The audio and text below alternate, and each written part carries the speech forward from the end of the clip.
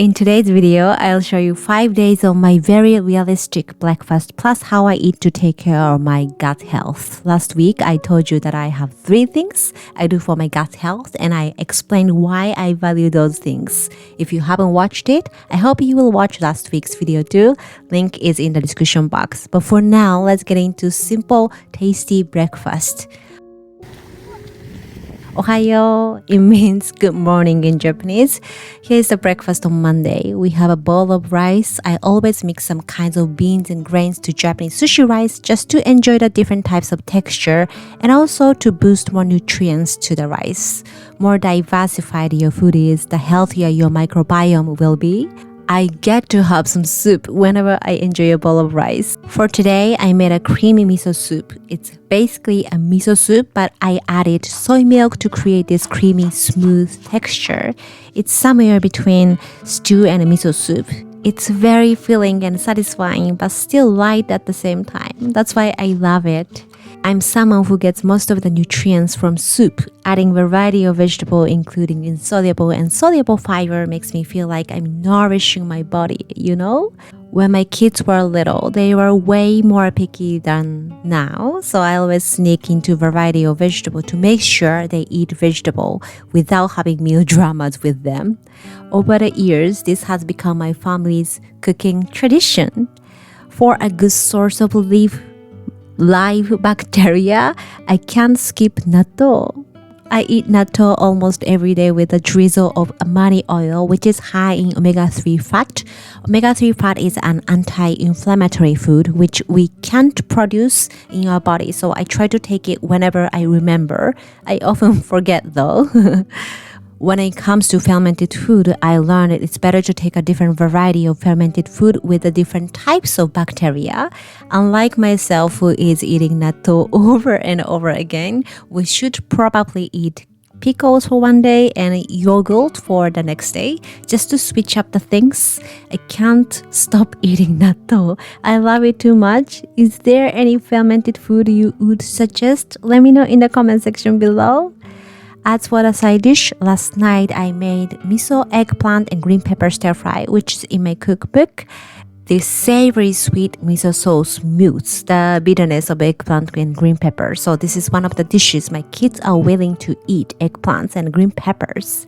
This can be stored in the fridge for 3 days, so I make this pretty often.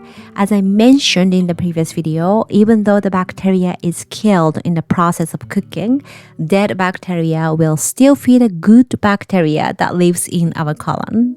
So it's far more beneficial for us than not eating at all, even though it's cooked. Let's be honest, I don't really consider these complicated things in my daily cooking. I just cook and eat only because I enjoy the taste. That's the mindset which keeps me going for years and years when it comes to home cooking. Being overly ambitious can be an obstacle to keep us going towards the direction you want in the long term. So take it easy and enjoy the journey. Oh my god, I talk too much. I only covered Monday, so I'm gonna speed up from the next day. Otherwise, this video would be too long.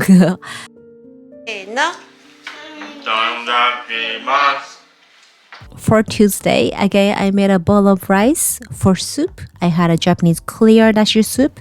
Just cooking up loads of vegetables in water, and more variety is the key. Then added dashi packets to infuse more flavor. After the vegetables are fully cooked, season with a little bit of sake, mirin, salt, and soy sauce. By the way, almost all the recipes I'm introducing today have a recipe link on my blog or listed on my cookbook. So let me leave the link for you in the description box.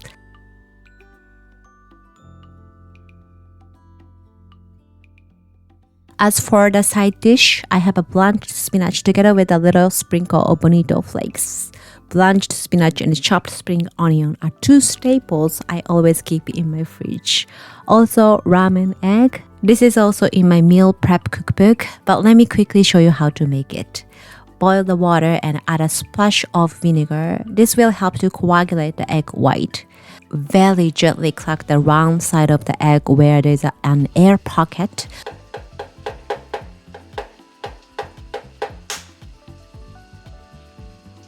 which will help to peel the shell easily later. Gently place the eggs and make sure it's not boiling, otherwise the egg would jump around and have a cracks.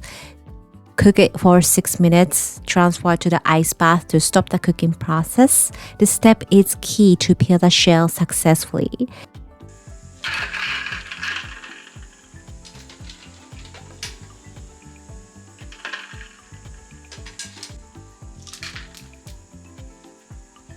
To make marinade, mix soba noodle dipping sauce and water together with the grated ginger or grated garlic, or even both. This is up to you.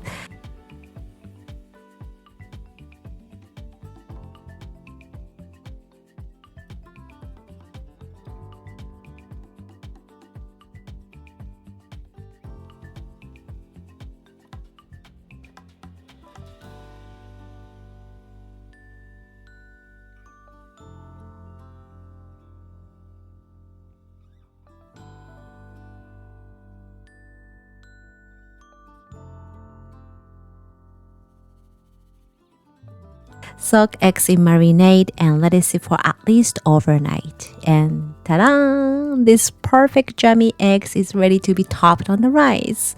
As time goes by, the egg will soak up all the flavor and become bold in taste. We have protein from the tofu and eggs, carbs from the rice, lots of fiber from the soup and spinach salad. This might not be perfect, but well balanced in my book. It's a little off topic, but some of you asked me how I do portion control. I've never really counted on anything in my real life, but I found out I have this system of not overeating, all thanks to these small bowls and plates. For example, I usually make a batch of rice and freeze them for coming days. This container is perfect for one serving, which is about 200 gram worth of steamed rice. When I transfer to my own rice bowl, it fits perfectly. For the soup, I want to eat a lot, so I have a relatively bigger size one compared to the bowl for the rice. Having your favorite bowl and plates might motivate you to cook more, and for my case, I'm naturally controlling portions somehow. Most of them you see on this channel are from Musubi Clean. They carry Japanese traditional tableware carefully made by the Japanese makers. If you use my code Miwa, you can save up 5% off of your purchase. So let me leave the link for you in the description box. Besides the bowl for rice and soup, I have a couple small plates for side dishes. Some are from Daiso, which is a $1 shop.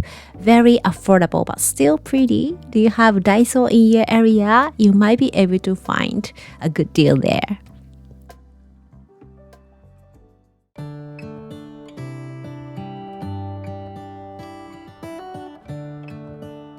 On Wednesday, let's change it up a little. I had oatmeal cookies and lentil soup.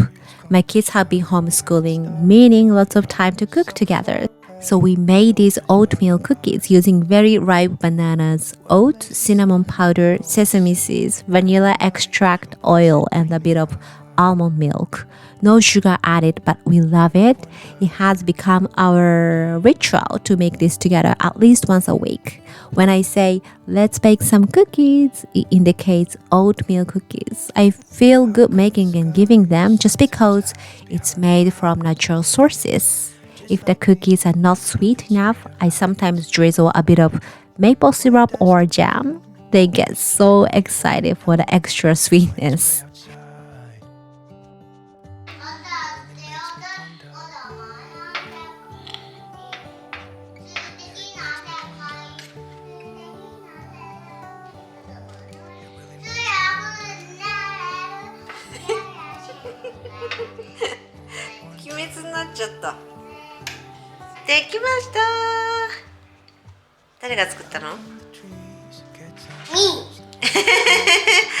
Did you make it? Yeah.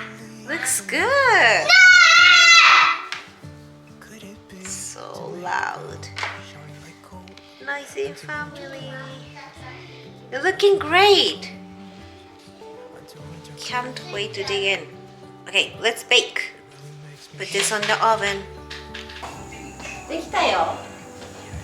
できた。ちょ待って待って、熱いよ熱いよ熱いよ。あれ取れてる？あ、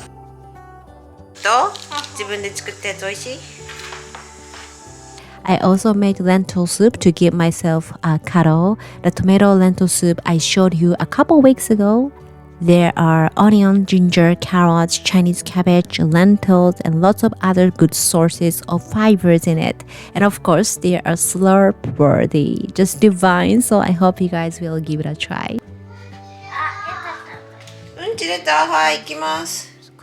Just a life update. School has been closed and the kids have been homeschooling. When they started staying at home, I constantly had this pressure that I have to get this work done today. Otherwise, I'm not going to be able to publish the next video on time. How am I going to manage all the work? Then eventually I gave up.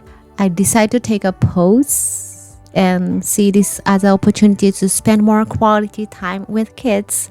It's still hard, but I'm very thankful for where I am now. This is all because of your support, allowing me to be a content creator, staying with my family. So thank you.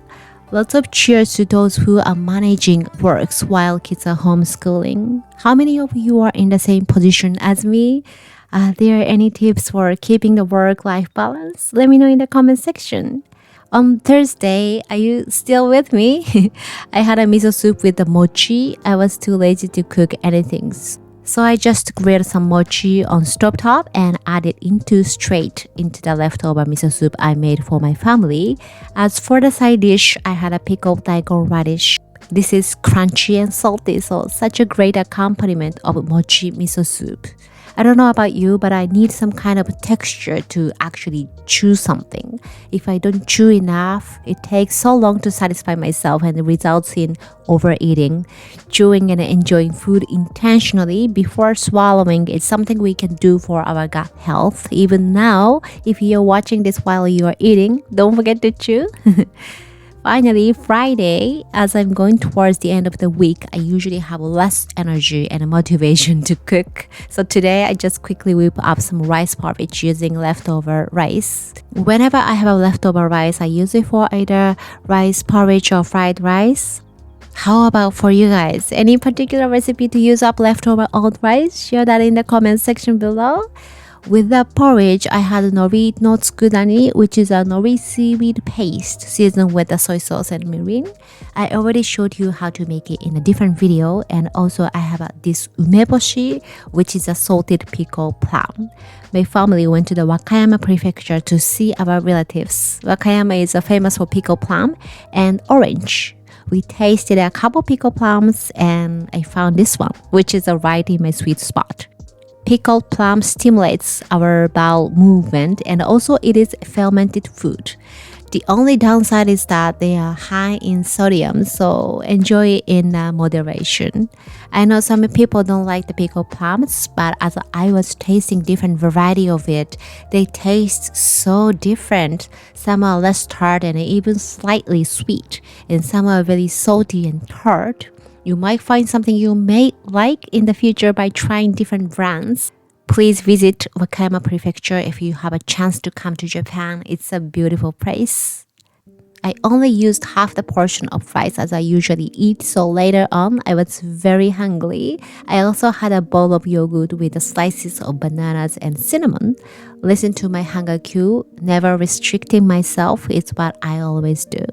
If I can summarize it, try eat fermented food whenever possible, together with a variety of colorful vegetables.